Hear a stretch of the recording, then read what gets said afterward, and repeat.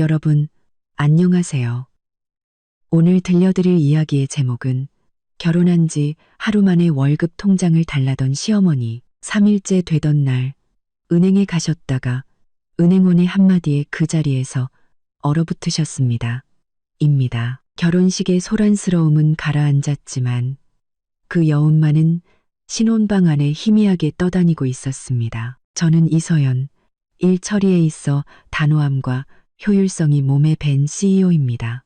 그런 제가 지금은 막 결혼 생활에 발을 들인 한 여자로서의 낯선 감정에 푹 빠져 있었습니다. 저는 제 커리어와 가정생활 사이의 균형을 가져다 줄 거라 믿었던 남자, 강민준과 결혼했습니다. 제 기억 속 어제 결혼식장에서 본 시어머니 최 여사님의 모습은 아직도 선명합니다.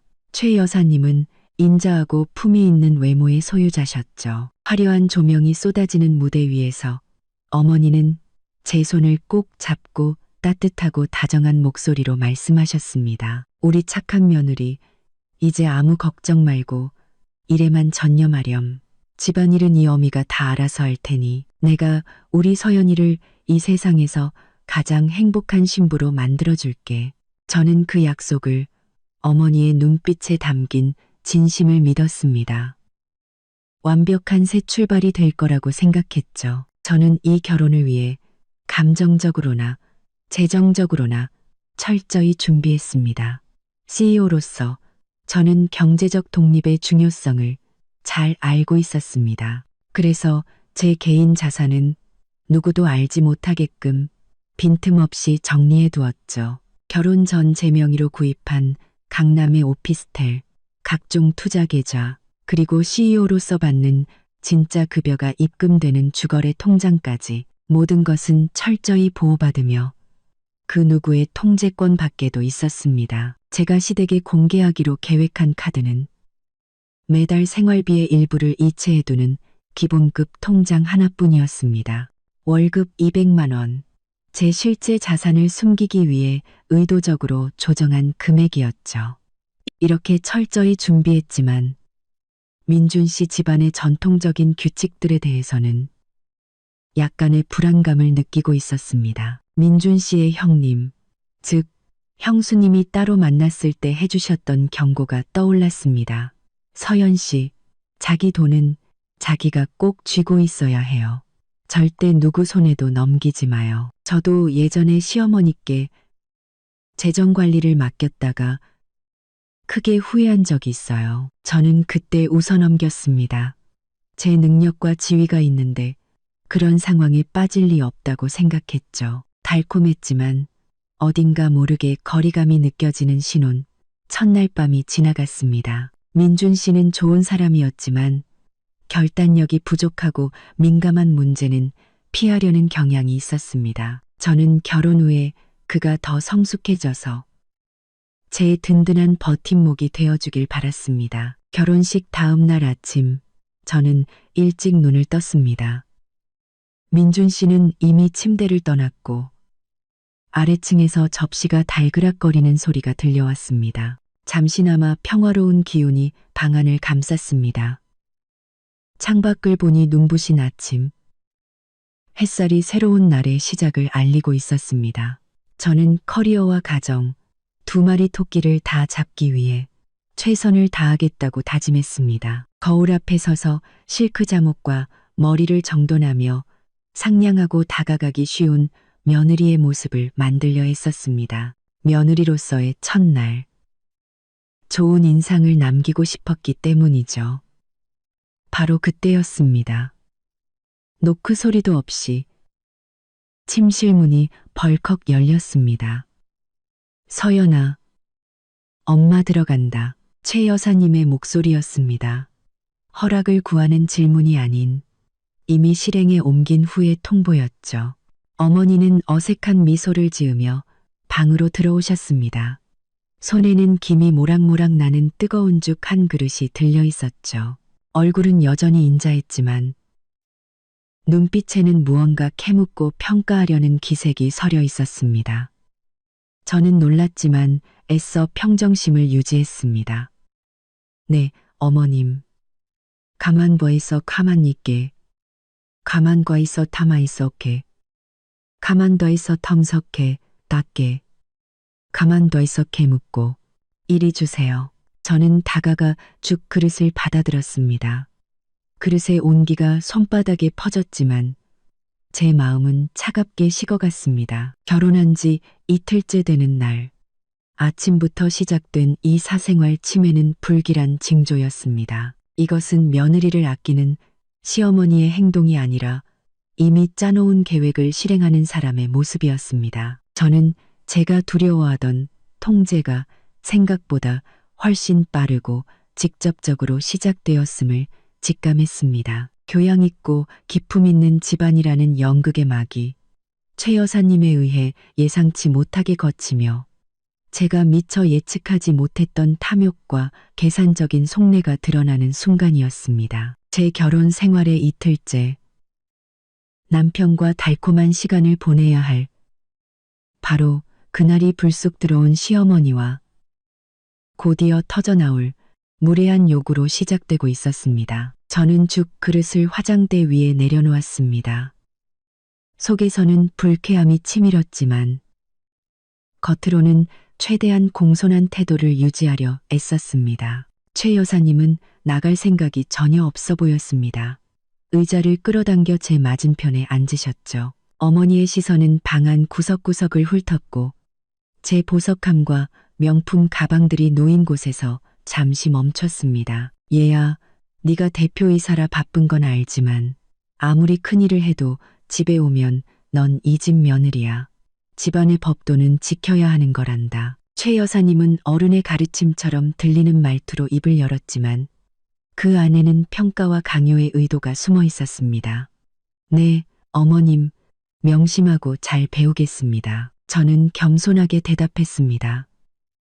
지금 당장 맞서기보다는 최 여사님이 정말로 원하는 게 무엇인지 지켜보기로 마음먹었죠. 그래, 그렇게 말하니 마음이 놓이는구나.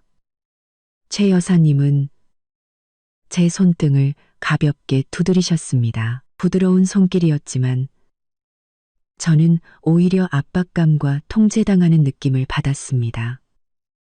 실은 오늘 아침에 올라온 건 너하고 단둘이 할 중요한 얘기가 있어서야. 너희 두 사람의 미래가 걸린 문제라 하루라도 빨리 말해야겠다 싶었지. 최 여사님은 목소리를 낮추고 주위를 한번 쓱 둘러보며 비밀스럽고 심각한 분위기를 연출했습니다.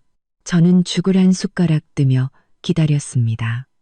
어느 정도 각오는 했지만 이렇게까지 무례하고 직접적인 방식일 줄은 몰랐습니다. 얘야, 우리 집안에는 대대로 내려오는 규칙이 하나 있단다. 며느리는 시집 오면 월급 통장을 시어머니한테 맡겨서 관리받는 거야.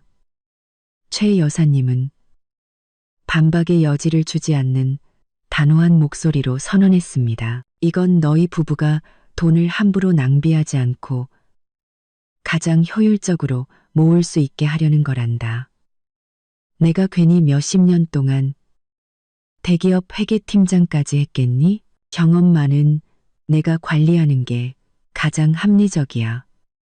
심장이 쿵하고 내려앉는 기분이었습니다. 등골을 타고 차가운 기운이 흘렀죠. 저는 CEO, 경제적으로 완벽하게 자립한 여성이었습니다. 제 돈에 대한 통제권을 빼앗기는 것은 저의 독립성과 존중, 그리고 자존감을 빼앗기는 것과 다름없었습니다. 저는 이른바 집안의 규칙이라는 것이 최 여사님의 탐욕과 통제욕을 정당화하기 위한 변명에 불과하다는 것을 잘 알고 있었습니다. 그러니 내 월급 통장이랑 카드, 비밀번호 전부 나한테 주렴. 그럼 내가 매달 내 개인 용돈으로 쓸 생활비를 따로 챙겨주마. 최 여사님은 말을 이으며 기대감과 노골적인 욕심으로 눈을 반짝였습니다. 제가 대답하기도 전에 민준 씨가 갑자기 방으로 들어왔습니다. 편한 실내복 차림인 걸 보니 막 씻고 나온 듯 했습니다. 저는 남편이 저를 위해, 우리의 사적인 경계를 지키기 위해 한마디라도 해주길 바라며 그를 쳐다보았습니다. 어머니랑 서연이 무슨 얘기하고 있었어? 민준 씨는 제 눈을 피하며 물었습니다. 최 여사님은 즉시 아들 쪽으로 몸을 돌리며 한결 부드러워진 목소리로 말했습니다. 응, 우리 집안 규칙에 대해 얘기하고 있었지. 너희 두 사람 돈 관리 말이다. 네가 아내한테 잘 좀 말해봐. 다 너희 미래를 위해서 이러는 거 아니겠니? 민준 씨는 어머니와 저를 번갈아 보았습니다. 그는 망설이며 안절부절 못했고 어느 편에 서야 할지 모르는 눈치였습니다. 저는 그의 눈을 깊이 들여다보며 확신에 찬 지지를 기다렸습니다. 하지만 제가 받은 것은 가벼운 고갯짓과 회피, 그리고 얄팍한 위로뿐이었습니다. 서연아, 그냥 어머니 말씀대로 해. 다 우리 좋자고 하시는 거잖아. 어머니 말씀이 맞아. 경험도 많으시니 우리가 더 빨리 돈 모아서 더 큰 집 사고 더 좋은 차도 살 수 있을 거야. 어머니가 우리한테 해가 될 일을 하시겠어? 민준 씨는 말끝을 흐렸습니다. 마치 스스로도 자신이 하는 말을 온전히 믿지 못하는 사람처럼요.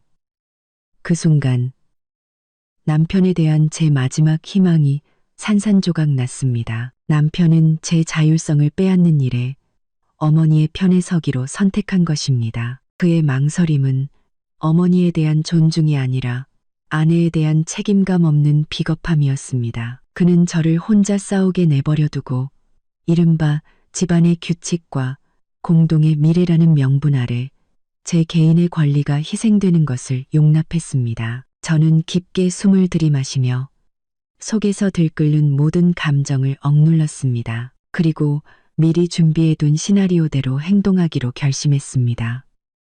제가 쉽게 조종할 수 있는 어린 며느리가 아니라 CEO 이서연이라는 것을 똑똑히 보여주기로요. 네, 어머님과 민준 씨 뜻 잘 알겠습니다. 제 목소리는 놀라울 정도로 차분하고 흔들림이 없었습니다. 이게 우리 집 규칙이라면 따라야지요. 어머님 곤란하게 해드리고 싶지 않아요. 제가 너무나 순순히 동의하자 최 여사님과 민준 씨 모두 놀란 표정이었습니다. 최 여사님은 승리의 미소를 지었고 민준 씨는 안도의 한숨을 내쉬었죠. 그들은 제가 굴복했다고 생각했겠지만 이것은 제가 주도권을 쥐기로 결심한 체스게임의 시작에 불과하다는 것을 전혀 몰랐습니다. 저는 자리에서 일어나 핸드백으로 다가가 작은 가죽 지갑을 꺼냈습니다. 지갑을 열어 초록색 은행 카드 한 장을 꺼냈죠. 제가 건네주기로 마음먹었던 바로 그 기본급 통장 카드였습니다. 여기 있습니다. 어머님, 저는 최 여사님의 눈을 보지 않고 카드를 내밀었습니다. 이게 제 기본급 통장 카드예요. 매달 이 통장으로 200만 원씩 들어옵니다. 최 여사님은 탐욕을 숨기지 못하는 반짝이는 눈으로 서둘러 카드를 받아들었습니다. 그래, 그래야 우리 착한 며느리지. 최 여사님은 제 손을 토닥였습니다. 이래야 한 가족이지. 돈 문제는 투명해야 서로 믿고 큰일을 할 수 있는 거란다. 네, 비밀번호는 제 생일이에요. 3월 15일 필요하실 때 쓰세요. 저는 쌀쌀맞은 태도를 유지하며 조심스럽게 손을 뺐습니다. 월급 200만 원이라는 액수를 일부러 또렷하게 말했죠. 이것은 제 전략의 일부였습니다. 제 CEO라는 직책을 생각하면 이 금액은 최 여사님처럼 야심만만한 분에게는 분명 큰 실망을 안겨줄 것이기 때문이었습니다. 200만 원. 최 여사님은 중얼거렸습니다.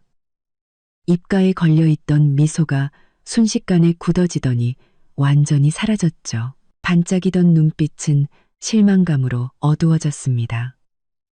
그녀는 제가 거짓말이라도 하는 건 아닌지 확인하려는 듯 카드를 뚫어져라 쳐다봤습니다. 그녀는 제가 거짓말이라도 하는 건 아닌지 확인하려는 듯 서연아, 너 외국계 기업 대표이사라며. 근데 월급이 어떻게 200만 원밖에 안 되니? 최 여사님의 부드럽던 목소리는 의심과 약간의 경멸이 섞인 톤으로 변했습니다.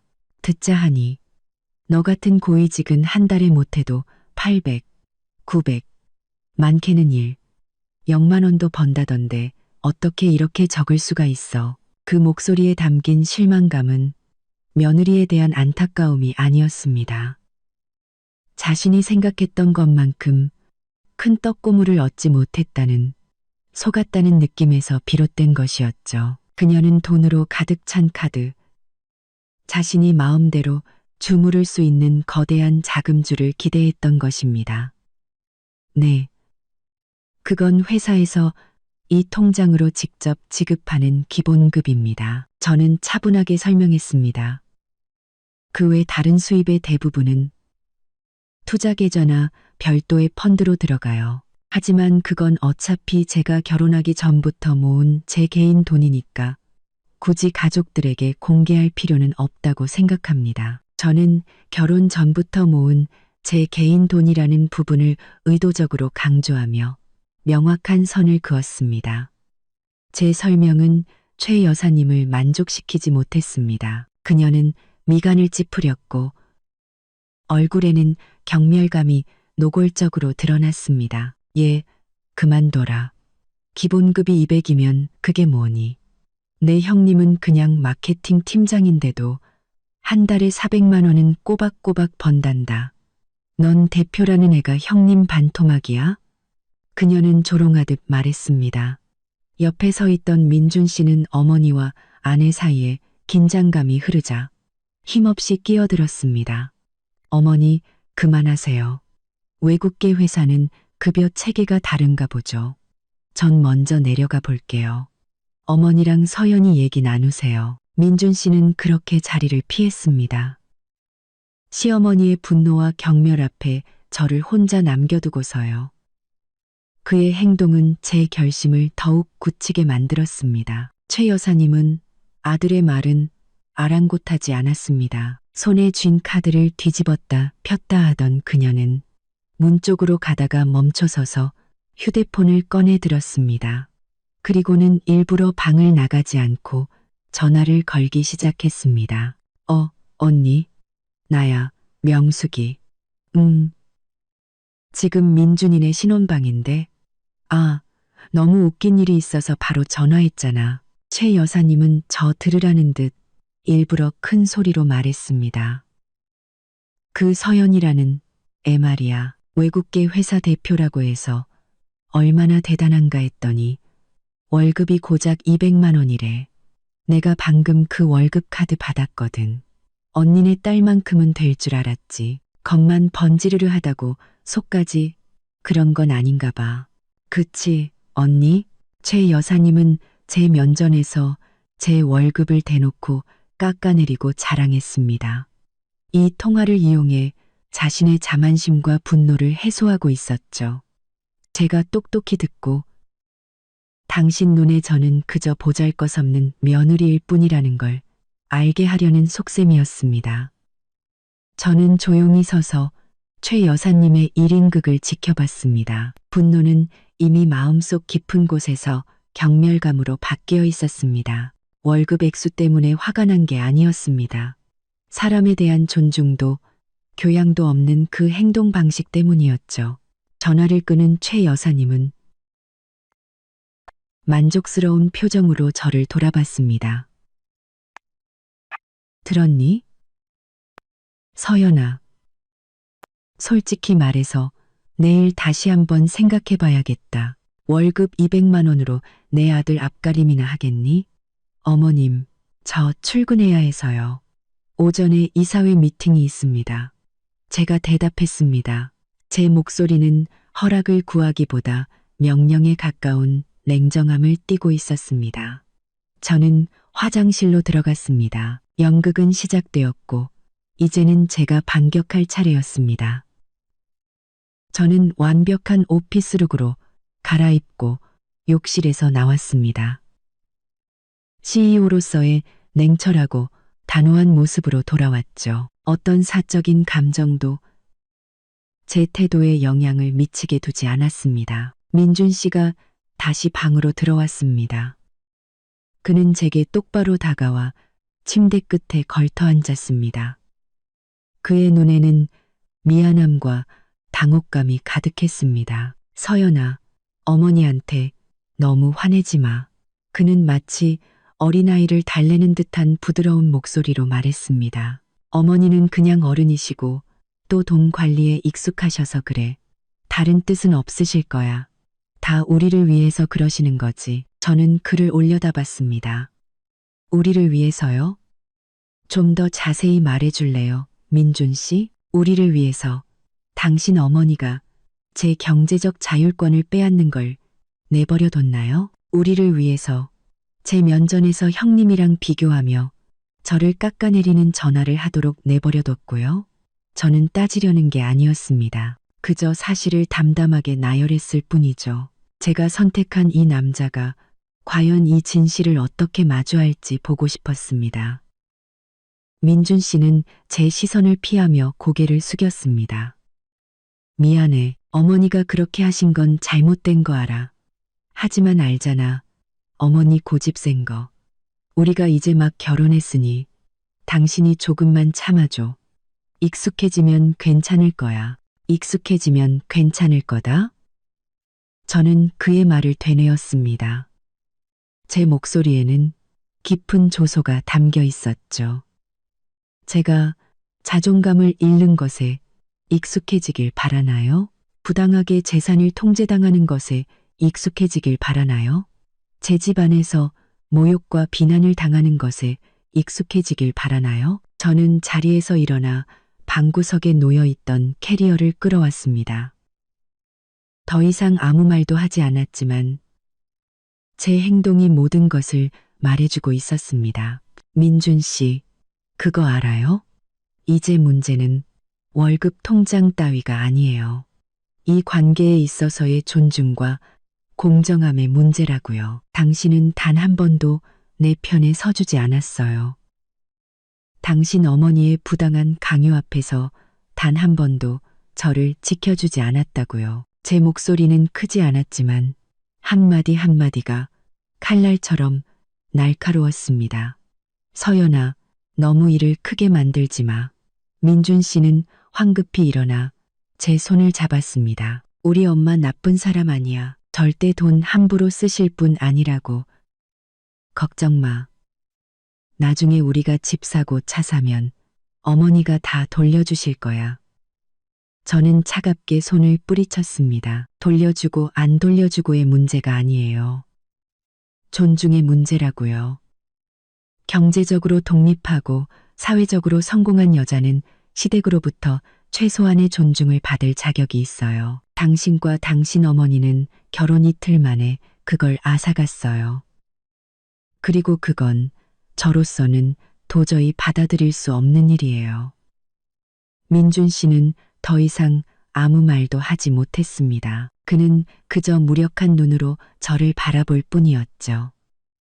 저는 서류 가방을 챙겼습니다. 안에는 업무 서류가 아닌 이혼에 대한 굳은 결심이 들어 있었죠. 저 출근할게요. 저는 그를 쳐다보지도 않고 말했습니다. 곧장 아래층으로 내려가니 최 여사님이 거실에 앉아 제 은행 카드를 만지작거리고 있었습니다. 그녀는 저를 힐끗 쳐다봤지만 불쾌한 표정 그대로 아무 말도 하지 않았습니다. 저 역시 인사하지 않았습니다. 그대로 문을 향해 걸어 나갔습니다. 저는 차를 몰아 회사로 향했습니다. 일터는 언제나 저에게 가장 안전하고 자신감 넘치는 공간이었습니다. 이곳에서 저는 통제당하는 어린 며느리가 아니라 모든 것을 결정하는 CEO 이서연이었으니까요.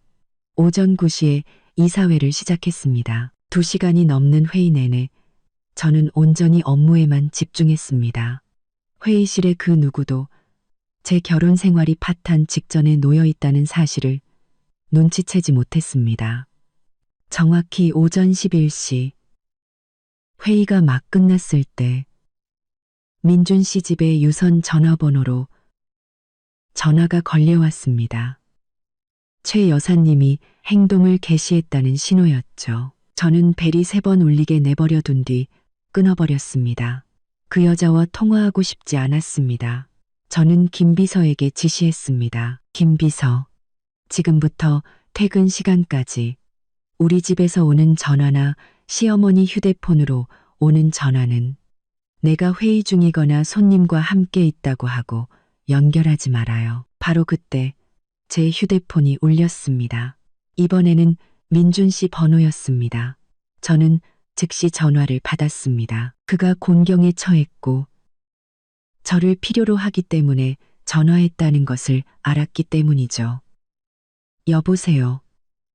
저는 단호하게 받았습니다. 수화기 넘어 민준 씨의 목소리는 당황과 다급함으로 가득 차 있었습니다. 서연아, 어머니가 은행에서 큰일 났어. 당장 어머니한테 전화 좀 해봐. 어머니 지금 울고불고 난리야. 저는 속으로 차갑게 미소 지었습니다. 연극이 클라이맥스로 치닫고 있었죠. 은행에서 무슨 일이 있으신데요? 저는 무서울 정도로 침착한 목소리를 유지하며 물었습니다. 나도 잘 몰라. 어머니가 전화해서는 돈 찾아서 예금하려는데 문제가 생겼다고. 은행원이랑 얘기하다가 갑자기 소리 지르면서 우시더라고. 그러다 그냥 끊어버렸어. 당신이 빨리 전화해봐. 통장 주인이 당신이잖아. 당신이 더 잘 알 거 아냐. 민준 씨는 거의 애원하고 있었습니다. 당신이 더 잘 알 거 아냐. 방신이 더 잘 알 거 아냐. 당신이 더 잘 알 거. 금신이 당신이 빨리 전화해봐. 그는 어머니와 직접 마주하기가 두려워 문제 해결사 역할을 제게 떠넘기려 하고 있었습니다. 알았어요. 민준 씨는 걱정 말고 일해요. 제가 어머니께 전화해 볼게요. 저는 민준 씨가 더 말할 틈도 주지 않고 전화를 끊었습니다. 휴대폰 화면을 보니 다시 최 여사님의 번호가 뜨고 있었습니다. 이번에는 그녀의 휴대폰이었죠. 저는 이번에도 벨이 3번 울린 후에야 천천히 통화 버튼을 눌렀습니다. 여보세요, 어머님, 저 서연이에요. 제가 평온하게 말했습니다. 이 나쁜 년, 네가 감히 날 속여? 최 여사님의 귀를 찢는 듯한 비명이 소화기를 뚫고 제 귀에 꽂혔습니다. 그 소리는 아침의 실망감과는 차원이 다른 배신감에 찬 분노의 폭발이었습니다. 어머님, 무슨 말씀이신지 모르겠어요. 우선 진정하시고 천천히 말씀해 보세요. 저는 여전히 절대적인 평온함을 유지했습니다. 진정하게 생겼어? 내 월급이 200만 원이라며. 근데 내가 은행 와서 돈 찾아서 예금하려니까 은행 창구 직원이 카드에 현금은 80만 원밖에 없다는 거야. 나머지 120만 원은 어디 갔어? 네가 빼돌렸지. 최 여사님은 악을 썼습니다. 저는 그녀의 흐느끼는 소리와 주변 사람들의 웅성거리는 소리까지 들을 수 있었습니다. 모든 것이 제가 계획한 대로 흘러가고 있었습니다. 네, 80만 원이 맞아요, 어머님. 저는 차분하게 설명했습니다. 제가 아침에 말씀드렸잖아요. 160만 원은 월 기본급 총액이고 그중 120만 원은 제가 결혼 전에 산 강남 오피스텔 월세와 관리비로 매달 고정적으로 나가는 돈이에요. 매월 1일에 자동으로 계좌에서 빠져나가도록 설정해 놨거든요. 저는 결혼 전에 산이라는 부분을 힘주어 말했습니다. 최 여사님이 자신이 거대한 자산을 손에 쥐었다고 착각했지만 실제로는 남의 빚비록 그 집이 제 자산일지라도 을 관리하고 있을 뿐이라는 사실을 깨닫게 해주고 싶었습니다. 오피스텔? 네가 언제 집을 샀어? 왜 나한테 말 안 했어? 최 여사님은 다그치듯 물었습니다. 그녀의 목소리는 분노에서 경악으로 바뀌어 있었습니다. 네, 2년 전에 구입했습니다. 어머님, 그건 제 개인 재산이라 굳이 어머님과 민준 씨에게 보고할 필요는 없다고 생각했어요. 저는 단호하게 대답했습니다. 최 여사님은 잠시 침묵하더니 다시 목소리를 높였습니다. 하지만 이번에는 당혹감과 혼란으로 떨리는 목소리였습니다. 그녀는 저를 깜짝 놀라게 한 뜻밖의 사실을 털어놓았습니다. 너 그거 아니? 여기 창구 직원 말이야. 그 직원이 나한테 그러는 거야.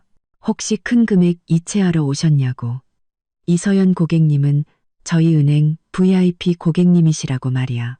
내 통장 잔고가 항상 엄청나고 중요한 거래도 아주 많다고 하더라. 혹시 다른 카드도 많이 가지고 계시냐고 묻더라니까. 그 은행원의 의도치 않은 정보 누설에 저는 잠시 놀랐지만 이내 평정심을 되찾았습니다. 이 변수는 제 계획을 망치기는커녕 오히려 그게 긴장감을 한층 더 끌어올려 주었습니다. 네, 그 직원 말이 맞아요. 어머님, 저는 확신에 찬 목소리로 말했습니다. 저 다른 카드도 아주 많아요. 투자계좌, 예금계좌, 신용카드. 아시잖아요, 어머님. 제가 CEO인데 재무관리를 위해 여러 자금줄을 가지고 있어야죠. 그럼 왜 그 카드들은 나한테 안 준 거야? 최 여사님은 탐욕과 요구가 가득한 목소리로 물었습니다. 전부 다 일이죠. 내가 다 관리해 줄게. 네 돈이 우리 돈이고 우리 돈이 네 돈이지. 최 여사님의 마지막 말, 네 돈이 우리 돈이라는 그 한마디가 제 인내심의 한계선을 건드렸습니다. 아니요, 어머님. 저는 단호했습니다. 그 모든 자산은 제가 민준 씨와 결혼하기 전에 번 돈입니다. 제 개인 재산이에요. 어머님이나 민준 씨를 포함한 그 누구에게도 제출하거나 공개할 의무가 없습니다. 제가 기본급 통장 카드를 드린 것만으로도 집안의 규칙을 존중해드린 큰 양보였습니다. 저는 수화기 너머로 민준 씨가 최 여사님의 전화를 빼앗는 소리를 들었습니다. 그의 목소리가 들려왔습니다. 분노와 책망이 가득 담긴 채 저를 추궁했죠. 서연아, 당신 나 속였어. 나한테는 재산 별로 없다고 했잖아. 왜 숨긴 거야? 전부 다 공개해야지. 당신 돈이 우리 돈이잖아. 부부 사이에는 돈 문제 투명해야지. 민준 씨 말이 맞아요. 부부 사이에는 돈 문제 투명해야죠. 저는 도전적인 어조로 맞받아쳤습니다. 그럼 민준 씨는 당신 예금 통장 나한테 공개했어요? 당신 월급 통장이랑 예금 통장 전부 어머니께 맡겼어요? 당신도 안 한 일을 나한테 요구하지 마세요. 민준 씨는 침묵했습니다. 저는 그에게도 비자금이 있다는 것을 알고 있었습니다.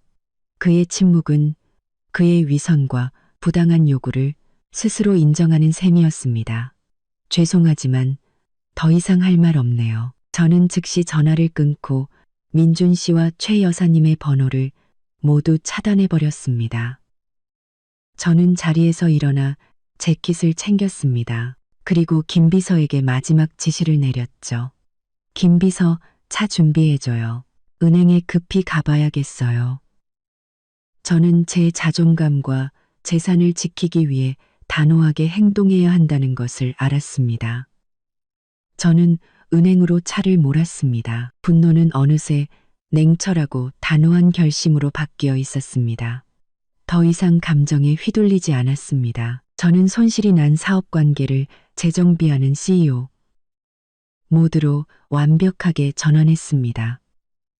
가는 길에 제 개인 자산 관리 담당자인 박 부장님께 전화를 걸었습니다.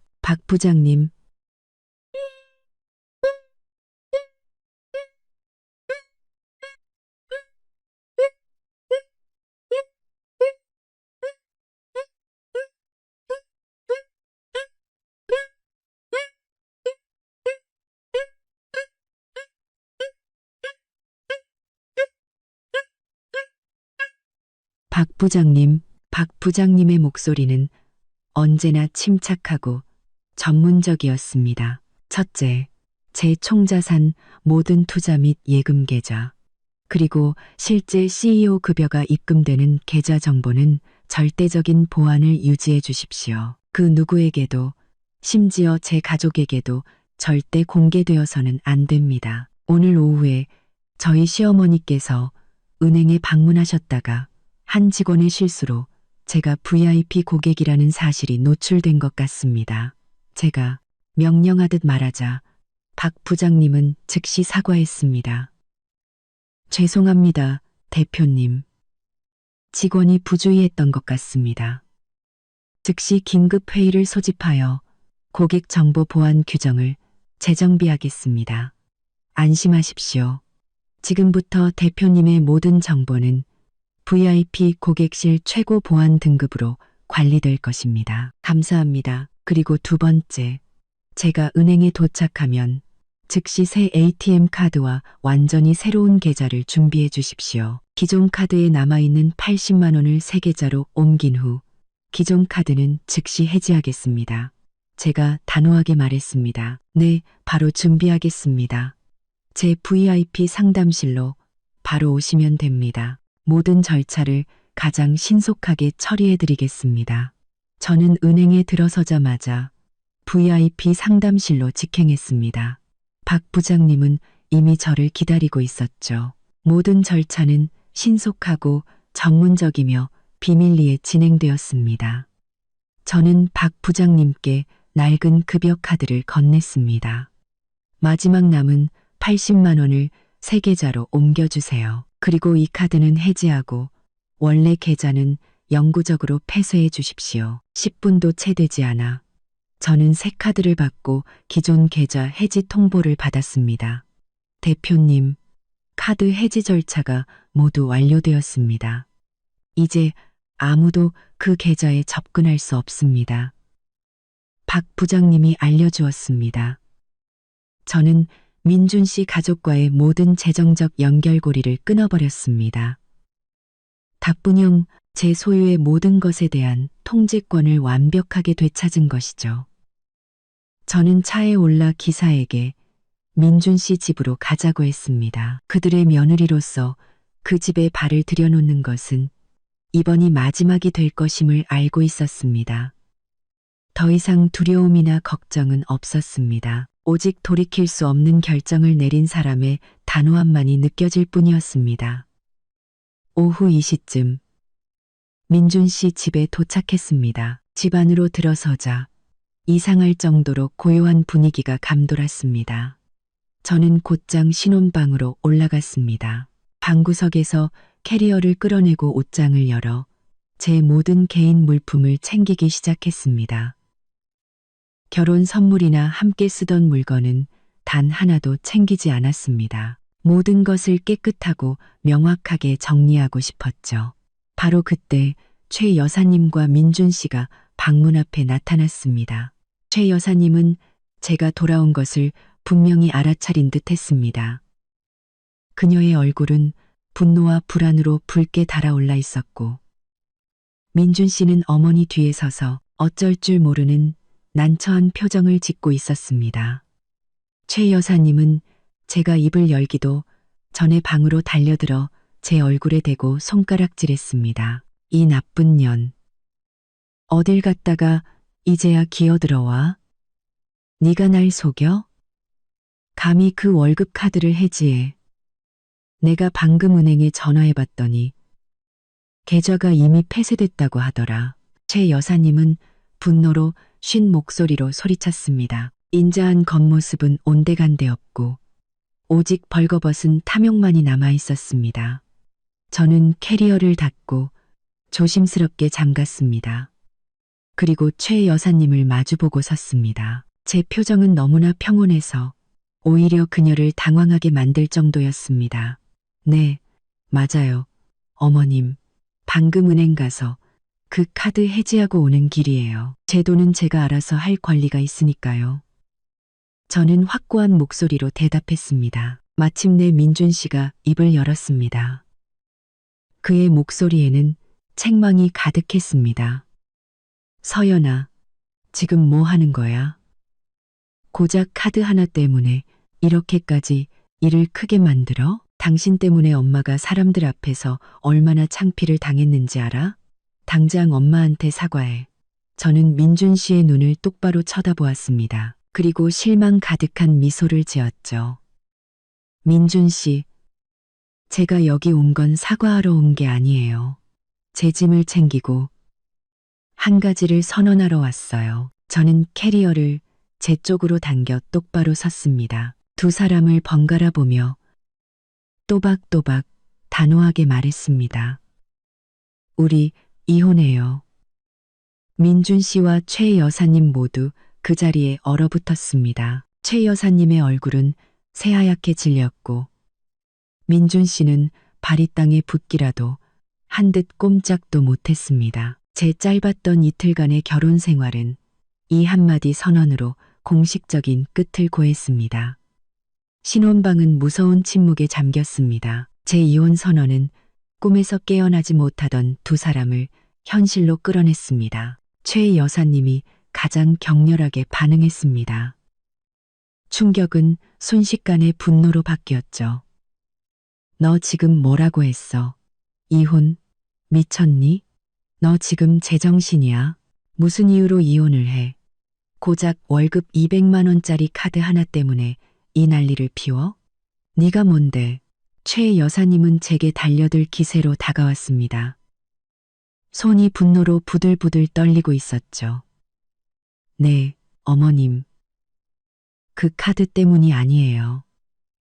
그건 마지막 한 방울이었을 뿐이죠. 문제는 자존감과 존중이에요.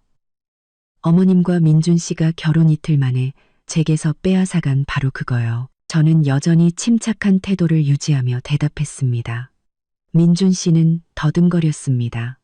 서연아, 무슨 말도 안 되는 소리야. 결혼한 지 이틀도 안 된 신혼부부가 이혼이라니. 이건 나랑 우리 집안 전체를 모욕하는 거야. 알아, 내가 뭘 그렇게 잘못했는데. 내가 뭘 잘못했냐고요? 아, 민준 씨. 저는 그를 쳐다보았습니다. 제 눈빛은 얼음장처럼 차가웠습니다. 아내 편에 서주지 않고 아내를 지켜주지 않는 남편은 남편으로서의 자격이 없어요. 당신 어머니가 날 모욕했을 때 당신은 날 내버려 두는 쪽을 택했어요. 내 자존심을 지켜주는 대신 당신 자신의 평화를 택했다고요. 최 여사님이 우리 사이에 끼어들며 말을 잘랐습니다. 목소리는 저기로 가득 차 있었죠. 너 당장 그 입 다물어. 자존심? 자존심 같은 소리 하고 있네. 결혼한 지 이틀 만에 남편 버리겠다는 은혜도 모르는 년. 네가 지금 누굴 망신시키고 있는지 알아? 우리 민준이는 하루 종일 밖에서 힘들게 일하는데 내가 너희 돈 좀 관리해 주겠다는데 그게 뭐가 잘못됐어? 잘못됐습니다. 어머님, 저는 단호했습니다. 저는 CEO입니다. 제 돈은 제가 벌고 누구에게 맡길 필요 없어요. 제가 필요한 건 존중입니다. 결혼 이틀째부터 제 개인 재산을 통제하려 드신 건 사랑이 아니라 탐욕이고 제 독립성에 대한 무시입니다. 이걸 이렇게 빨리 알게 돼서 오히려 다행이라고 생각해요. 내가 탐욕스러워? 최 여사님은 분노로 얼굴이 새파래졌습니다. 그녀는 손을 번쩍 들어 저를 때릴 기세였습니다. 어머니, 안 돼요. 민준 씨가 황급히 달려들어 어머니를 꽉 껴안았습니다. 그가 어머니의 경솔한 행동을 막은 것은 제가 일을 더 크게 만들까봐 두려웠기 때문이었습니다. 저는 그 광경을 가만히 지켜보았습니다. 아들의 품에서 발버둥 치는 최 여사님의 얼굴은 증오로 가득했고 민준 씨는 애원하는 표정으로 숨을 헐떡였습니다. 그냥 놔두세요. 저 맞는다 해도 상관없으니까요. 제가 도전적인 목소리로 말했습니다. 어머님의 이런 행동이 제 이혼 결정이 얼마나 옳았는지를 증명해 줄 뿐이니까요. 저는 등을 돌려 캐리어를 끌고 방을 나섰습니다. 바퀴가 마룻바닥에 끌리는 소리가 집안의 정적을 깨고 건조하게 울려 퍼졌습니다. 월급 통장은 해지됐고 제 개인 재산은 누구도 건드릴 수 없어요. 민준 씨와 어머님은 걱정 마세요. 제가 이 집에서 가져가는 건 아무것도 없으니까요.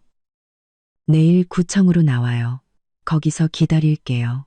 저는 두 사람이 똑똑히 들을 수 있을 만큼 큰 소리로 말했습니다. 뒤도 돌아보지 않고 곧장 계단을 내려가 집을 나섰습니다. 저는 이 결혼 생활에서 공식적으로 걸어 나왔습니다. 대문 밖으로 나서자 집 안에 숨막히는 공기와는 비교도 안 될 만큼 시원하고 상쾌한 공기가 느껴졌습니다. 저는 차에 올라 기사에게 말했습니다. 원래 살던 집으로 가주세요. 돌아오는 내내 저는 한마디도 하지 않았습니다. 창밖으로 보이는 서울의 거리는 여전히 분주했지만 제 마음속에는 이상하리만치 평온함이 찾아왔습니다. 울지도 않았고 후회하지도 않았습니다. 창밖으로 보이는 서울의 거리는 오히려 더 큰 후폭풍을 몰고 오기 전에 큰 실수를 바로잡았다는 안도감이 들었죠. 제 명의의 고급 오피스텔에 도착해 문을 열자 익숙함과 자유로움이 저를 반겼습니다. 바로 이곳이야말로 저를 위한 공간이었습니다. 다르시만 저를 위한 공간이었습니다. 옷을 갈아입고 친정어머니께 전화를 걸었습니다. 어머니께서 걱정하실 것을 알았지만 가족의 지지가 필요했습니다. 엄마, 저 서연이에요. 딸, 너 집에 돌아왔다는 얘기 들었다. 어머니의 목소리에는 걱정이 가득했습니다. 분명 지인을 통해 소문을 들으신 게 틀림없었죠. 저는 깊게 숨을 들이마셨습니다. 네, 엄마, 저 집에 왔어요. 그리고 저 이혼했어요. 어머니는 잠시 침묵하셨습니다. 저는 어머니께서 제 성급함을 집안 망신시킨 것을 꾸짖으실 거라 생각했습니다. 하지만 어머니는 제 가슴을 뭉클하게 만드는 한마디를 건네셨습니다. 진작에 했어야지. 내 딸, 저는 목이 메었습니다. 엄마, 저한테 화 안 나셨어요? 화는 무슨. 그 집안 처음부터 너랑 안 어울린다고 생각했다. 그 사람들은 널 사랑해서가 아니라 내 재산이랑 내 대표이사라는 명함 보고 널 며느리로 들인 거야. 똑똑하고 능력 있는 내 딸이 왜 그런 우유부단한 남자랑 탐욕스러운 시어머니 밑에서 살아야 하니? 아주 잘했다. 내 자존심이 그깟 결혼 생활보다 100배, 1000배는 더 소중해. 어머니의 목소리에는 절대적인 지지와 사랑이 담겨 있었습니다. 고마워요, 엄마. 마음속에 얼어붙어 있던 얼음덩이가 녹아내리는 기분이었습니다. 저는 커리어와 가정, 두 마리 토끼를 다 잡기 위해 최선을 다하겠다고 다짐했습니다. 거울 앞에 서서 실크 잠옷과 머리를 정돈하며 상냥하고 다가가기 쉬운 며느리의 모습을 만들려 했었습니다. 며느리로서의 첫날. 좋은 인상을 남기고 싶었기 때문이죠. 바로 그때였습니다. 노크 소리도 없이 침실문이 벌컥 열렸습니다. 서연아, 엄마 들어간다. 최 여사님의 목소리였습니다. 허락을 구하는 질문이 아닌 이미 실행에 옮긴 후의 통보였죠. 어머니는 어색한 미소를 지으며 방으로 들어오셨습니다. 손에는 김이 모락모락 나는 뜨거운 죽 한 그릇이 들려 있었죠. 얼굴은 여전히 인자했지만 눈빛에는 무언가 캐묻고 평가하려는 기색이 서려 있었습니다. 저는 놀랐지만 애써 평정심을 유지했습니다. 네, 어머님. 가만 봐 있어 가만 있게. 가만 봐 있어 타마 있어게. 가만 더 있어 텀석해 닦게.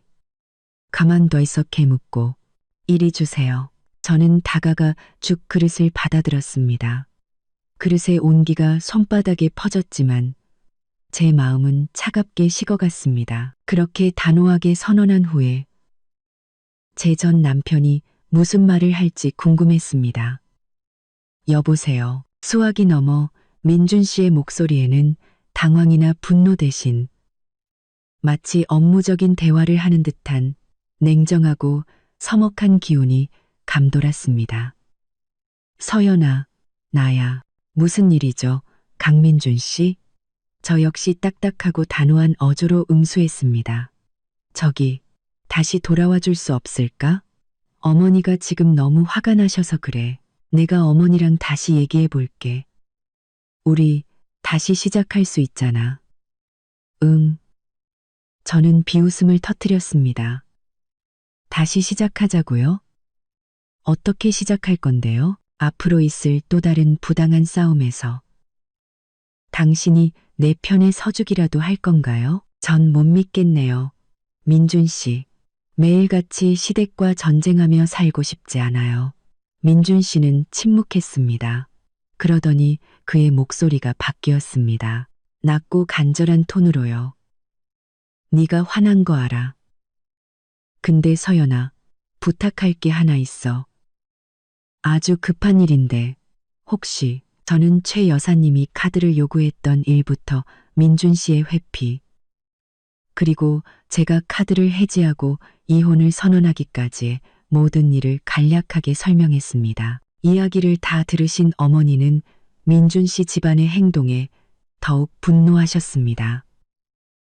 걱정하지 마. 내 소신대로 해.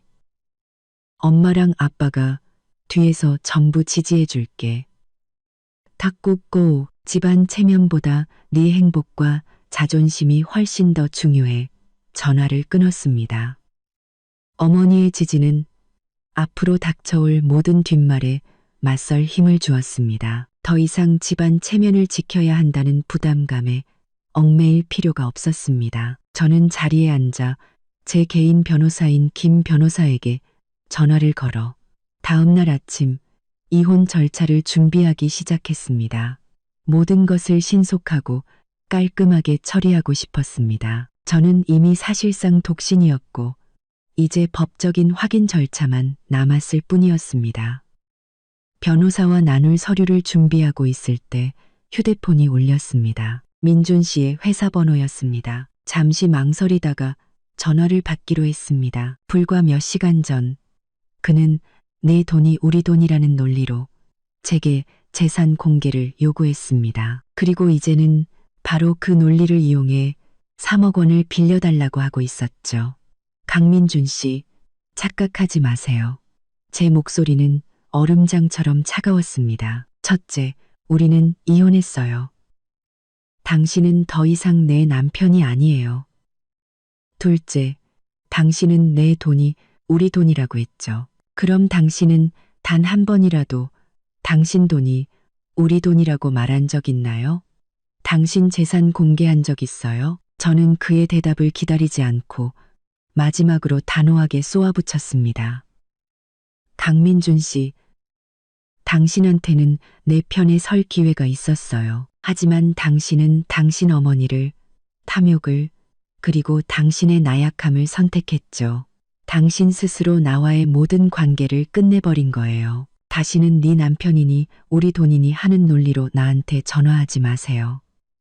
저는 가차없이 전화를 끊고 그의 회사 번호까지 즉시 차단해버렸습니다. 모든 것이 끝났습니다. 저는 완벽하게 자유로워졌습니다.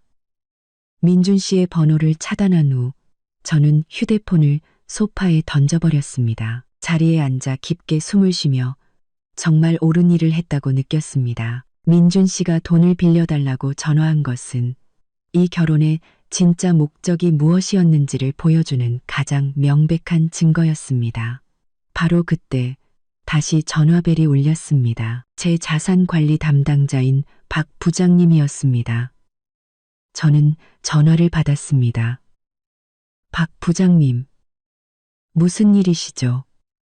이 대표님, 업무 시간 외에 연락드려 죄송합니다. 보고 드릴 것이 있어 전화드렸습니다. 대표님의 특별 요청에 따라 현재 시점 기준 대표님의 총자산을 상세히 재확인했습니다. 박 부장님은 전문적인 어조로 말했습니다. 네, 말씀하세요. 저는 평정을 유지했습니다. 대표님, 현재 대표님의 총 보유 자산은 단기 투자, 장기 예금, 보유 주식 및 기타 계좌의 가용 잔액을 모두 포함하여 현재 시점 기준 총 100억 원입니다. 저는 조금도 놀라지 않았습니다. 그 숫자를 정확히 아는 사람은 저 자신뿐이었으니까요. 감사합니다. 박 부장님. 정보 확인했습니다. 계속해서 절대 보안 유지해 주십시오. 내일 찾아뵙고 다음 투자 계획에 대해 논의하겠습니다. 네, 알겠습니다. 좋은 저녁 되십시오. 저는 전화를 끊고 휴대폰을 내려놓았습니다. 100억 원. 제 노력과 지혜가 만들어낸 값진 결과물이었습니다. 저는 실소를 터뜨렸습니다. 최 여사님은 제 월급 200만 원을 비웃었죠. 만약 당신의 며느리가 100억 원의 자산가라는 사실을 알았다면 어떤 반응을 보였을까요? 민준 씨는 내가 내 남편이라는 논리로 3억 원을 빌려달라고 했습니다. 그가 필요했던 돈의 30배가 넘는 자산을 가진 아내를 스스로 걷어찼다는 사실을 알면 무슨 생각을 할까요? 저는 거울을 보았습니다. 그 안에는 성숙하고 독립적이며 강인한 한 여성이 서 있었습니다. 저는 체면 때문에 혹은 남들의 뒷말이 두려워 이 결혼을 유지하는 선택을 하지 않았습니다. 저는 제 자존감과 자유를 지키기 위해 이혼을 선택했습니다. 저는 귀중한 교훈을 얻었고 그 대가는 이틀간의 결혼 생활이라는 아주 저렴한 비용으로 치렀습니다. 다음 날 아침 번갯불에 콩 볶듯 치른 결혼 생활의 3일째이자 결혼식 후 4일째 되는 날 저는 활기차게 눈을 떴습니다. 어젯밤 내내 저는 김 변호사와 통화하며 모든 준비를 마쳤습니다. 대표님, 법적으로는 대표님께서 완벽하게 유리한 상황입니다. 김 변호사는 전화로 설명했습니다. 대표님의 자산은 모두 혼인 전에 형성되었고 증빙 서류도 명확합니다. 혼인 기간이 극도로 짧아 공동재산이라고 할 만한 것도 형성되지 않았고요. 자녀가 없고 재산 분할 다툼도 없기 때문에 이혼 소송은 신속하게 진행될 겁니다. 저는 김 변호사에게 서류 준비를 부탁했습니다. 모든 것을 시끄럽지 않고 빠르고 깔끔하게 끝내고 싶었습니다. 오전 7시쯤부터 제 휴대폰이 쉴 새 없이 울리기 시작했습니다. 민준 씨와 최 여사님의 번호는 차단했지만 그들은 민준 씨 형의 번호나 회사 유선 전화 등 다른 번호를 이용해 제게 전화를 걸어왔습니다. 저를 압박하려는 시도라는 것을 알았죠. 저는 어떤 전화도 받지 않기로 했습니다. 오전 8시 낯선 번호로 문자 메시지가 도착했습니다. 민준 씨였습니다. 서연아, 전화 좀 받아. 엄마 충격받아서 지금 심장이 안 좋으셔. 너 정말 너무한 거 아니야? 당장 집으로 와서 얘기 좀 해. 이렇게 우리 집안 명예를 짓밟다니. 난 이혼 못해. 저는 메시지를 읽었지만 동정심은 조금도 생기지 않았습니다. 심장병은 낡아빠진 수법일 뿐이었죠. 저는 최 여사님을 잘 알았습니다. 그녀가 충격받은 이유는 손에 거의 다 쥐었다고 생각했던 거대한 떡고물을 놓쳤기 때문일 겁니다. 저는 답장하지 않았습니다. 기사에게 전화해 저를 구청으로 데려다 달라고 요청했습니다. 구청에 도착하니 민준 씨가 이미 입구에서 기다리고 있었습니다. 그의 얼굴은 초췌하고 피곤해 보였습니다. 구겨진 셔츠 차림은 결혼식 날의 멋진 모습과는 완전히 딴판이었죠. 저를 보자 민준 씨는 즉시 달려와 제 앞을 막아섰습니다. 서연아, 정말 왔구나. 제발, 나한테 기회 한 번만 더 주면 안 될까?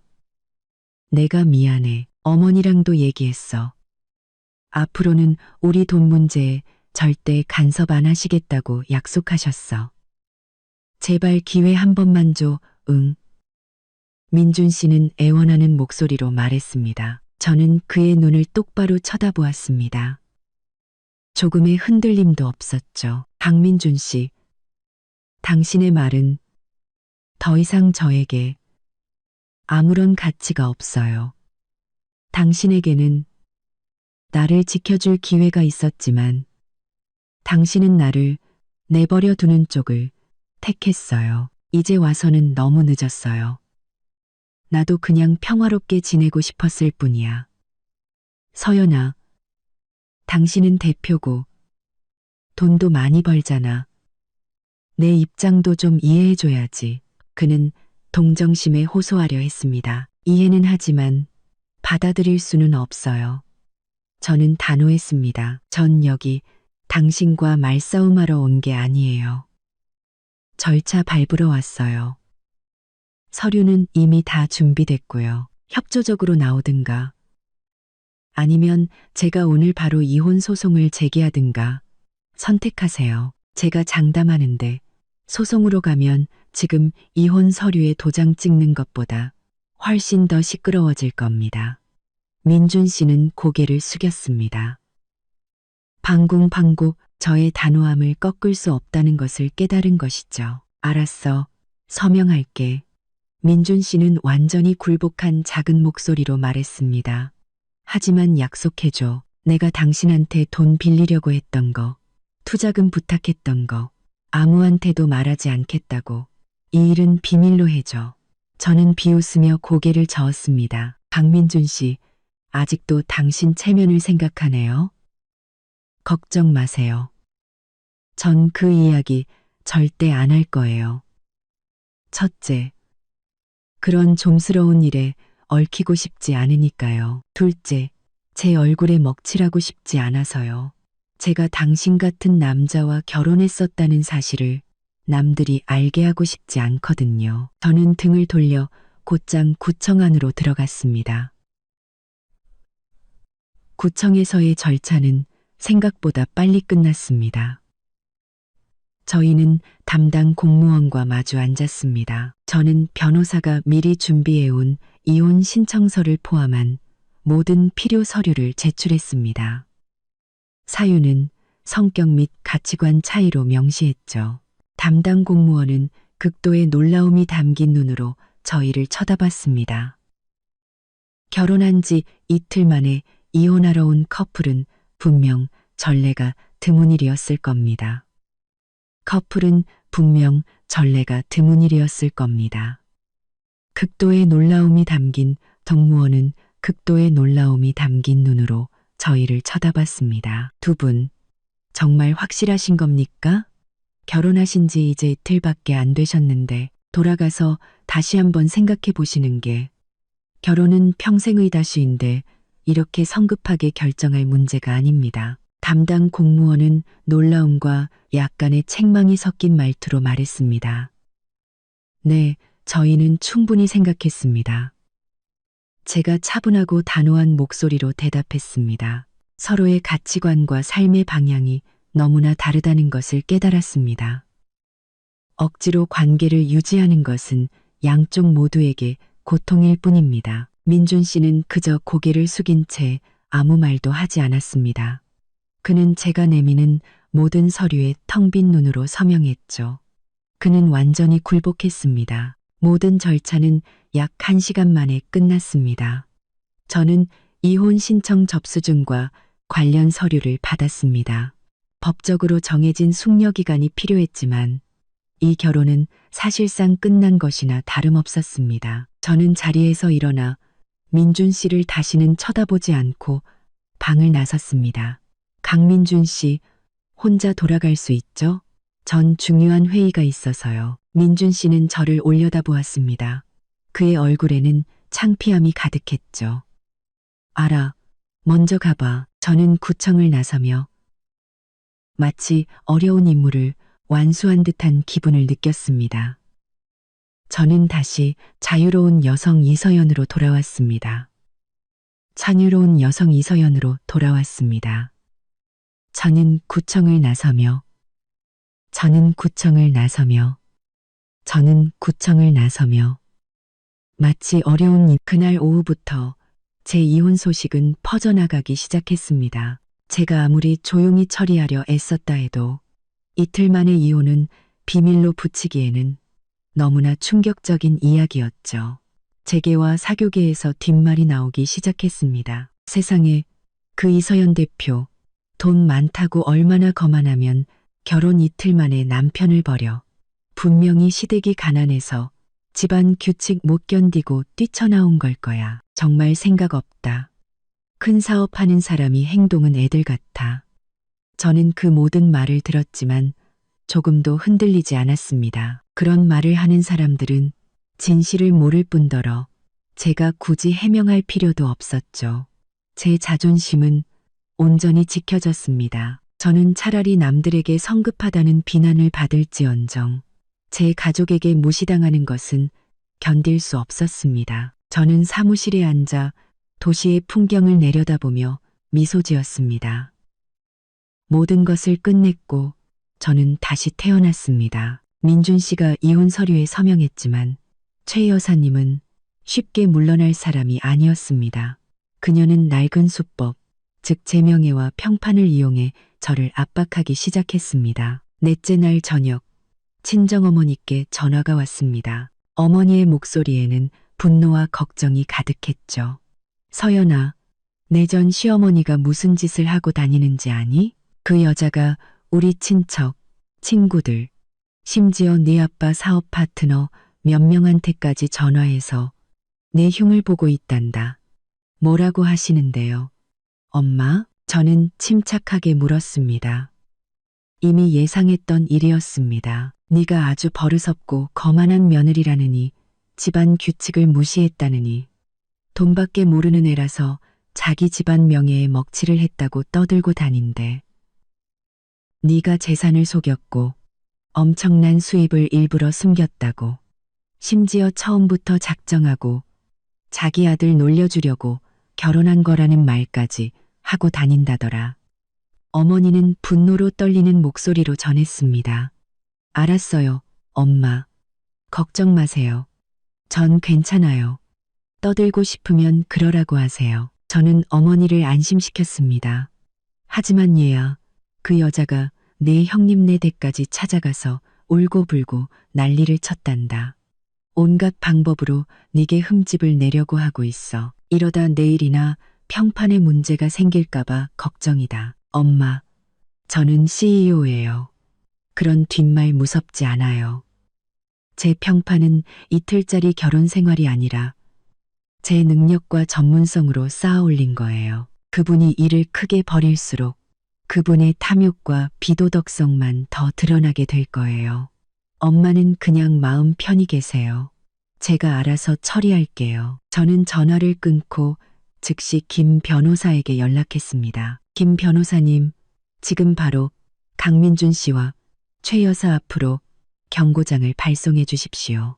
내용은 명확해야 합니다. 만약 계속해서 제 명예를 훼손하거나 제 자산에 대한 허위 사실을 유포할 경우 명예훼손 및 허위사실 유포죄로 즉시 고소할 것이라고요. 또한 이혼 사유의 진실, 즉 시어머니의 재산 통제권 요구와 이혼 후 강민준 씨의 3억 원 대출 요구 사실까지 전부 공개할 거라고 하세요. 가장 강력한 법적 언어로 경고해 주십시오.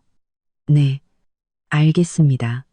대표님, 오늘 밤 바로 작성해서 발송하고 압박 수위를 높이기 위해 상대 측 변호사에게도 차본을 보내겠습니다. 김 변호사는 답했습니다. 이 경고장 공개가 양날의 검이 될 수 있다는 것을 알았지만 다른 선택지가 없었습니다. 제가 결코 만만한 상대가 아니며 제 자신을 지키기 위해 법을 이용할 준비가 되어 있다는 것을 똑똑히 보여줘야 했습니다. 다섯째 날 아침, 이혼 신청서를 제출한 지 불과 사흘 만에 김 변호사의 경고장은 효과를 발휘하기 시작했습니다. 방고거의 사업고의 창제, 그리신 청서를 발휘하기 시작했습니다. 최 여사님은 더 이상 제 지인들에게 전화를 걸지 않았습니다. 어머니께서 전화를 걸어와 최 여사님이 울고불고 하소연하는 것을 멈췄다고 알려주셨습니다. 내 전 시어머니 이제 조용해졌단다. 변호사 경고장이 효과가 있었나 봐. 제가 말씀드렸잖아요. 엄마, 전 쉽게 당하는 사람 아니에요. 저를 지키기 위해서라면 어떤 수단이든 쓸 준비가 되어 있다고요. 제가 어머니께 말씀드렸습니다. 하지만 압박은 거기서 그치지 않았습니다. 그 대가로 저는 100억 원의 자산을, 그리고 무엇보다 중요한 제 자존심을 지켜냈습니다. 저는 제 인생의 중요한 결론 하나를 얻었습니다. 짧은 인생에서 체면 때문에 자존심을 잃어서는 안 된다.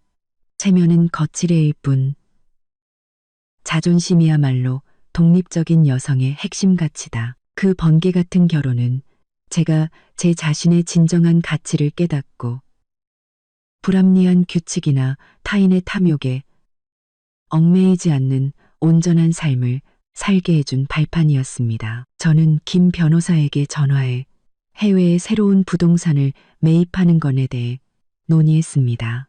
CEO 이서연의 삶은 그 어느 때보다 강하고 눈부시게 계속되고 있었습니다.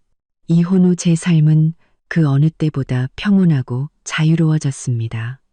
시댁의 부당한 요구에 균형을 맞추려 애쓸 필요도, 나약한 남편을 마주할 필요도 없었죠. 저는 제 인생의 통제권을 완벽하게 쥐고 있었습니다. 저는 친정어머니와 꾸준히 연락하며 가족의 절대적인 지지를 받았습니다. 어머니는 늘 제게 상기시켜 주셨죠. 직접적인 언급은 없지만 메시지는 명백합니다. 이것은 변호사님이 보내신 경고장 내용을 심각하게 위반하는 행위입니다. 알겠습니다. 대표님. 마지막 통첩을 보내겠습니다. 저는 전화를 끊고 암호화된 메시지 앱을 통해 민준 씨에게 메시지를 보냈습니다. 오직 그만이 볼 수 있도록요. 메시지 내용은 간단했지만 그를 영원히 침묵하게 만들기에 충분한 무게를 지니고 있었습니다. 강민준 씨, 김 변호사의 경고장은 장난이 아닙니다. 당신은 그 게시물을 올림으로써 경고를 위반했습니다. 지금 당장 그 글을 삭제하고 모든 비방 행위를 멈추지 않으면 당신 어머니가 제 재산을 통제하려 했던 녹취록과 이혼 후 당신이 3억 원을 빌려달라고 했던 증거까지 전부 공개하겠습니다. 내가 당신에게 연락할 방법은 얼마든지 있다는 걸 기억하세요. 당신의 마지막 남은 체면이라도 지킬 수 있는 마지막 기회입니다.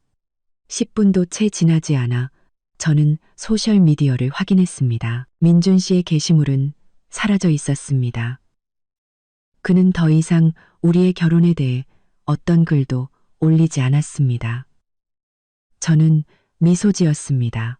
이 체스 게임에서 제가 이겼습니다. 제가 돈이 더 많아서가 아니었습니다. 타협을 거부하는 자존감과 단호함이 있었기 때문입니다. 법적 압박과 진실의 무게 앞에 민준 씨와 최 여사님이 완전히 침묵한 후 제 삶은 다시 평온한 궤도로 돌아왔습니다. 전 시댁으로부터의 그 어떤 방해도 없었죠. 법적 압박과 진실의 무게 앞 저는 온전히 회사 일에만 집중했습니다. 몇 주 후 제 이혼 절차는 공식적으로 마무리되었습니다. 저와 민준 씨는 더 이상 만날 필요가 없었죠. 김 변호사가 저를 대신해 모든 서류 절차를 완료했습니다. 저는 법적으로도 완벽한 싱글이 되었습니다. 재계와 사교계의 뒷말은 많았지만 저는 어떤 부정적인 영향도 받지 않았습니다. 오히려 저의 단호함이 사업 파트너들의 눈에는 강하고 결단력 있는 리더의 이미지로 비쳤습니다. 그들은 제가 타협하지 않는 사람이라는 것을 깨달았고 그것은 CEO에게 높이 평가되는 자질 중 하나였죠. 한 이사회에서 한 임원이 제게 이혼 소문에 대해 조심스럽게 물었습니다. 이 대표님, 최근 대표님의 사생활에 대한 좋지 않은 소문이 들려옵니다. 대표님의 심리나 리더십에 영향은 없으신지요? 저는 미소 지었습니다.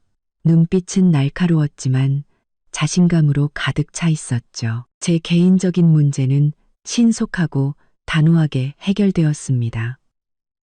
가치 없는 일에 제 업무가 영향받도록 두지 않습니다. 제가 잘못된 관계를 단 이틀 만에 끝낼 수 있었다는 사실이야말로 제가 얼마나 민첩하고 망설임이 없으며 넘지 말아야 할 선을 분명히 아는 사람인지를 보여주는 가장 명확한 증거일 겁니다. 이러한 자질은 지금처럼 치열한 비즈니스 환경에서 CEO에게 반드시 필요한 덕목이라고 생각합니다. 그 설명 이후 그 누구도 감히 추가 질문을 하지 못했습니다. 제 평판은 훼손되기는커녕 자신의 권리와 자존심을 지킬 줄 아는 강철의 CEO라는 더욱 긍정적인 방향으로 재정립되었습니다. 저는 새로운 투자 프로젝트를 강력하게 추진하기 시작했습니다. 개인적인 실망감을 커리어의 동력으로 삼아 쉴 새 없이 일했습니다. 저는 커리어와 경제적 독립이야말로 한 여성을 위한 가장 튼튼한 기반이라는 것을 증명해 보였습니다. 저는 시어머니가 던졌던 질문에 대한 답을 찾았습니다. 월급 200만 원이 뭐니? 그것은 통제를 상징하는 숫자였을 뿐 100억 원이야말로 저의 진짜 가치였습니다. 몇 달이 흘렀고 저는 민준 씨와 그의 가족을 거의 생각하지 않게 되었습니다. 제 인생에서 그 결혼의 흔적을 완전히 지워버렸죠. 어느 날 저녁 사무실에 앉아 다음 분기 투자 계획을 검토하고 있을 때 박 부장님에게서 전화가 왔습니다.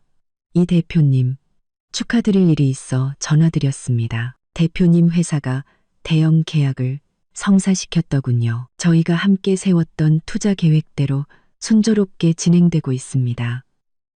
감사합니다.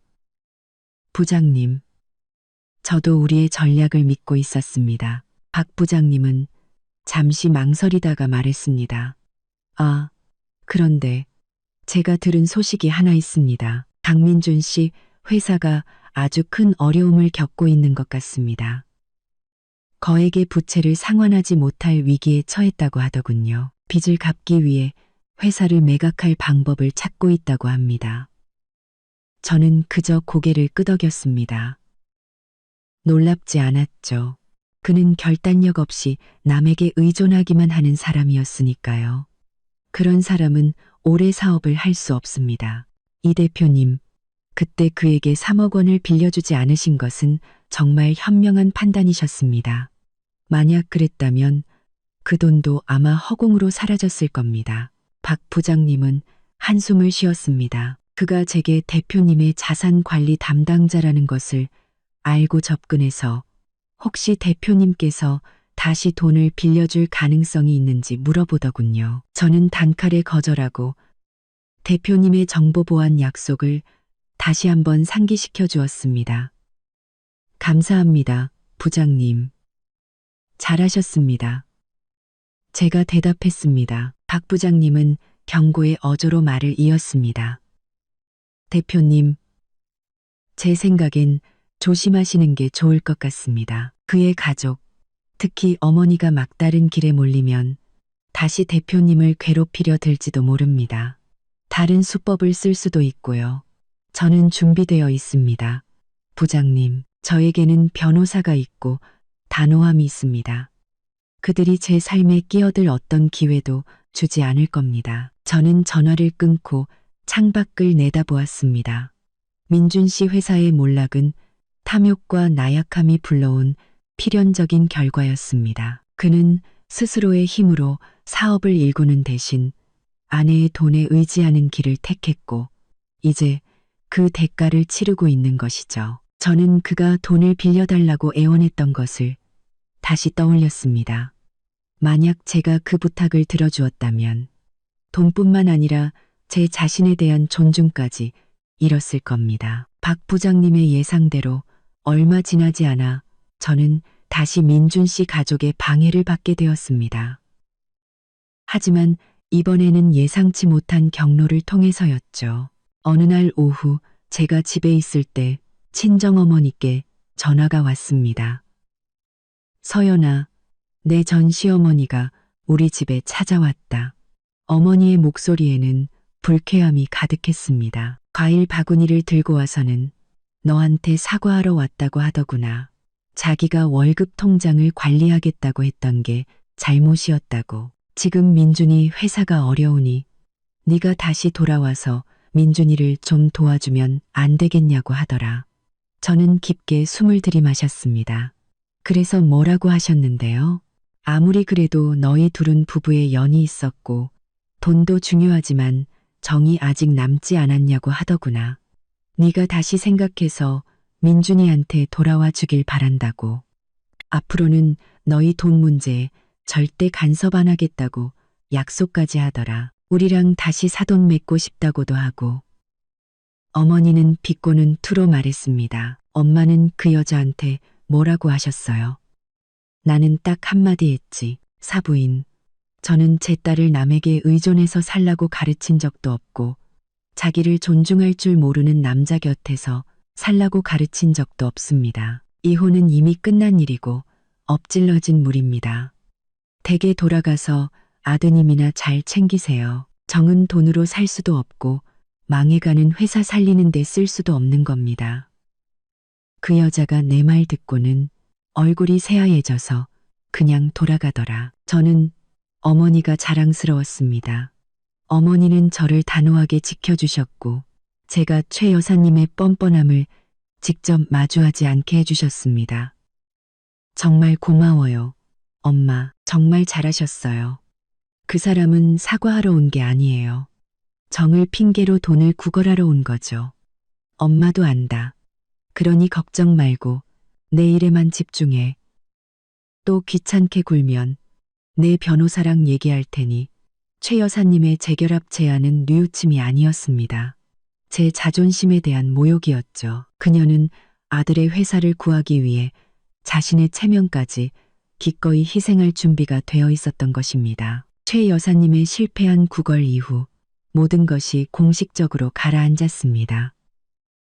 저는 더 이상 민준 씨 가족으로부터 어떤 방해도 받지 않았습니다. 그들은 제가 이용당하거나 강요당할 여자가 아니라는 것을 깨달았던 것이죠. 저는 제 커리어에 온전히 집중했습니다. 회사는 날로 성장했고 재계에서 제 입지는 더욱 굳건해졌습니다. 저는 지성, 단호함, 그리고 원칙이 비즈니스뿐만 아니라 개인의 삶에서도 성공의 열쇠라는 것을 증명했습니다. 이혼 1년 후 저는 제 아파트에 앉아 낡은 노트를 다시 펼쳐보았습니다.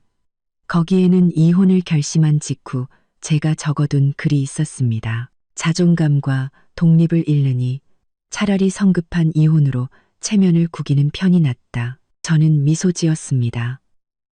저는 옳은 선택을 했습니다.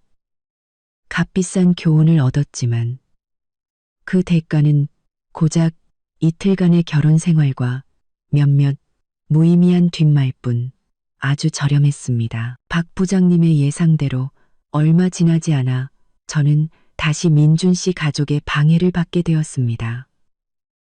하지만 이번에는 예상치 못한 경로를 통해서였죠. 어느 날 오후 제가 집에 있을 때 친정어머니께 전화가 왔습니다. 서연아, 내 전 시어머니가 우리 집에 찾아왔다. 어머니의 목소리에는 불쾌함이 가득했습니다. 과일 바구니를 들고 와서는 너한테 사과하러 왔다고 하더구나.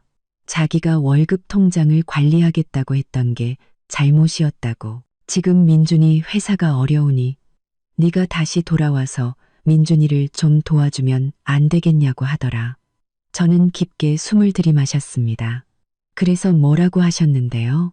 아무리 그래도 너희 둘은 부부의 연이 있었고 돈도 중요하지만 정이 아직 남지 않았냐고 하더구나. 네가 다시 생각해서 민준이한테 돌아와 주길 바란다고. 앞으로는 너희 돈 문제에 절대 간섭 안 하겠다고 약속까지 하더라. 우리랑 다시 사돈 맺고 싶다고도 하고. 어머니는 비꼬는 투로 말했습니다. 너는 너답게 독립적이고 단호하게 살면 돼. 그 누구의 기준에 맞춰 살 필요 없어. 가끔 민준 씨에 대한 소식을 건너듣기도 했습니다. 그의 회사는 완전히 무너졌고 빚을 갚기 위해 헐값에 팔려나갔다고 합니다. 그는 빚더미에 앉게 되었고 최 여사님 역시 아들을 돕기 위해 개인 재산의 일부를 팔아야 했다고 들었습니다. 저는 통쾌함을 느끼기보다는 진심과 노력 대신 돈과 의존을 택한 사람의 필연적인 결과라고 생각했습니다. 저는 진정한 분은 제가 가진 돈의 액수에 있지 않다는 것을 깨달았습니다. 100억 원이라는 인상적인 숫자보다 스스로 결정하고 존중받을 권리, 즉 자유에 있다는 것을요.